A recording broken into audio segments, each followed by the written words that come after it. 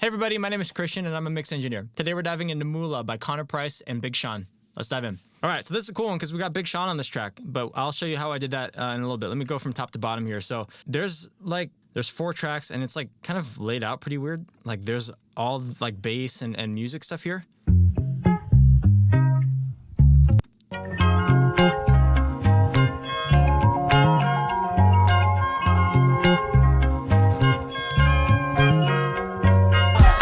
And then the vocal sample here, which I've been told is like a created sample. Someone like the producer made that, which is wild. And then there's a drum loop, which again is weird, has everything. And then the kick, which or like a second kick, right?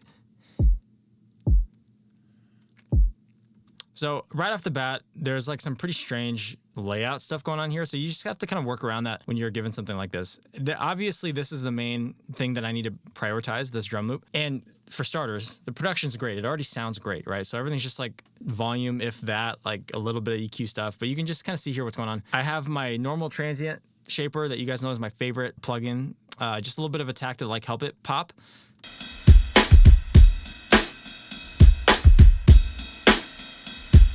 And then this kick, which, you know what, to be totally honest, I'm not sure is doing a whole lot. It's just kind of added oomph, right?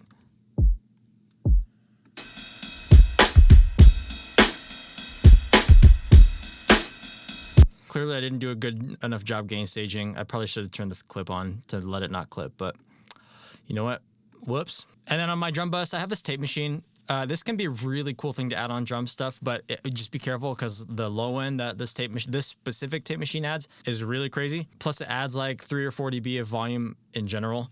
So you just got to be careful with this. But I really liked what it did on this because it did give that kick like more beef. It also kind of helped that kind of old school, I don't know, just like the tape drive was sweet. And then I almost always end my drum bus with this just to kind of give it some volume control and also just tame peaks and stuff like that. And so just some light limiting here.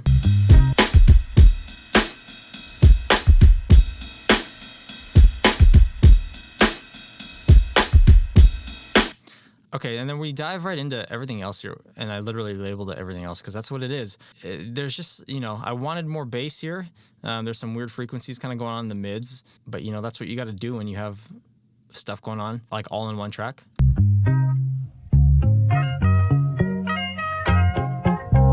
So without it,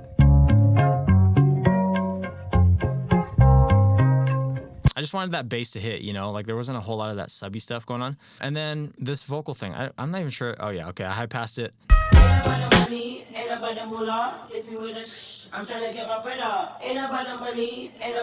Yeah, so there's kind of that honky thing here, and then I just cut everything out. So like that's the music, which is so strange, but that's it. Okay, so same for the Connor stuff. Like he really went minimal on this. It's just the main and the libs, and as I'm looking here too, like we just got rid of those, I guess, in the mix process. Let me just hide those so it's not confusing. And then, so quick dive into this. I know it's been a while since I've talked about this, and the same thing applies. It's just a matter of how you actually go about it. The mixing process is my EQ, my first EQ, first compressor, which this would be my first EQ, high pass, get rid of some of the honk. This is in my template, but I don't use it right now, or didn't use it for this, the auto-tune. And then let me dive into the mix rack here, because this is where my second compressor is. And again, the thought process is first EQ, first compressor, just make it sound like it's in the room, let it sound natural, let it kind of tame the insane peaks where it's really only like hitting 1 to 2 dB. And let me mute everything so you can kind of hear what's going on. Yeah, look, I used to chase the rewards. Nowadays I feel rewarded by the chase. So Funny it's really how that minimal works. right here. Guess You can I had see it backwards. A lesson to be learned in everything I'm striving after. Back when I would want it faster. Shifted in the second gear. Had to make the message clear. Fast attack, just so like those peaks are quick. And then here's like my imaginary line here. So everything after this EQ right here is all color. And so you add your EQ and your compressor, and this is where like things really start to get louder, come to life, get pretty squashed. Yeah, look, I used to chase the rewards. Nowadays I feel rewarded by the chase. Funny how that works. Guess I had it backwards. A lesson to be learned in everything I'm striving after. Back when I would want it faster. Shifted in the second gear. Had to make the message clear. Did it on my own. Blood, sweat, and tears. Never fear. Y'all was never here.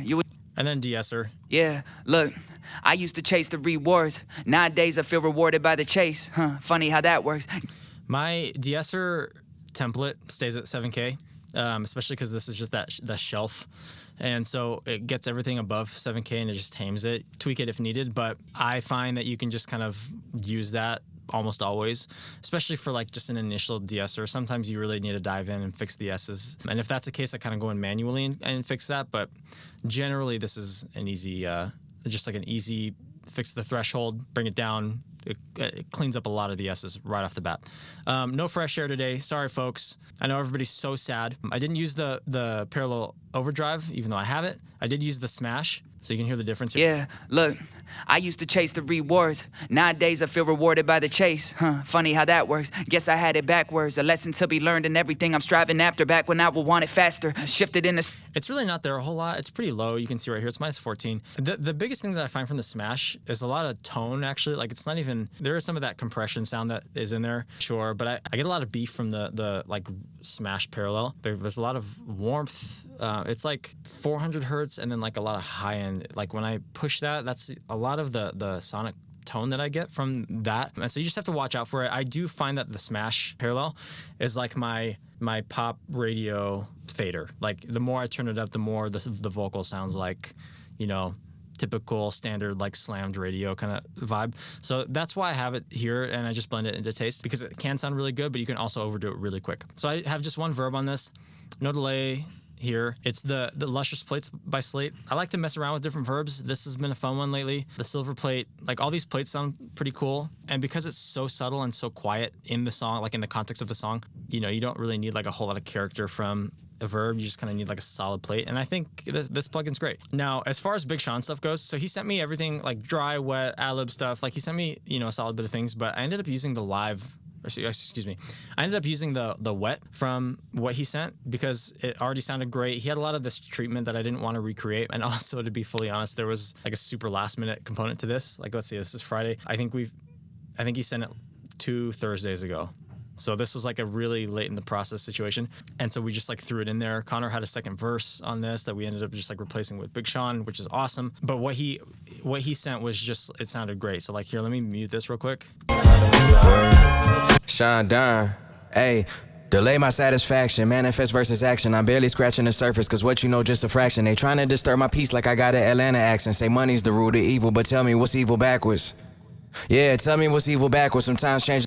Sounds great. So here, there's some EQ stuff that I just needed to do to help it match to Connor. So like a lot of like woofy stuff here and low end, a little bit of this just to help kind of match Connor's tone. Boy, Sean Dunn, hey, delay my satisfaction, manifest versus action. I'm barely scratching the surface, cause what you know just a fraction. They trying to and a little bit of the fresh air just to like, because Connor's, I don't know if it was his mic or just the way that he was performing this, just had a little bit more crisp. And so I just added that a little bit. But honestly, it's like not a whole lot of treatment, you know, it's just basically EQ stuff. Same thing for the ad-libs, like it's the exact same thing. And then no parallel, no overdrive. And then at the end, there's just a little bit of verb here. It's just the same lustrous plates. I think I literally copied the same thing from Connor.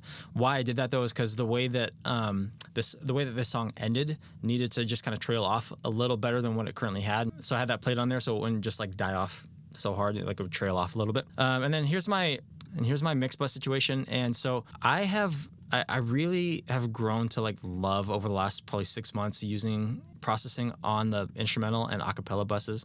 They're the exact same thing. I think there is some like latency that in my head it feels right to have even if I didn't use it. But there's a glue that I've been finding a lot in these songs that like, or really in all of my mixes where if I smash it just a little bit, smash isn't the right word. If I just like tame some of those peaks before it hits like in the mix bus together, it just glues really well. And so you can see, again, my favorite limiter. It's so awesome. So old. Just a little bit of, you know, reduction here. It's nothing crazy, right? Not about the money, it ain't about the Mula. Even though it came, praise hallelujah. Yeah. Saying that I changed, I probably never. And then here's what it all kind of ends up into. Again, you know, it's been a long time since I've been talking on YouTube.